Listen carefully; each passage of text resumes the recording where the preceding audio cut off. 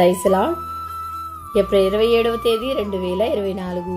ఈరోజు దేవుని వాక్యము పేతురు రాసిన మొదటి పత్రిక 4వ అధ్యాయము 8వ వచనము. ప్రేమ అనేక పాపములు కప్పును గనుక అన్నిటికంటే ముఖ్యంగా ఒకని ఎడల ఒకడు మిక్కటమైన ప్రేమ గలవారై ఉండుడి. అవును క్రీస్తునందు ప్రియమైన వారలారా, దేవుడు ప్రేమాస్వరూపి అయి ఉన్నాడు. మానవుని పట్ల దేవుడు కలిగి ఉన్న ప్రేమకు నిదర్శనమే ఆ వెలుగైనటువంటి క్రీస్తు నరునిగా పరమను వీడి ఈ లోకంలో సాధారణమైన మానవునిగా మనలో ఒకరిగా జన్మించెను.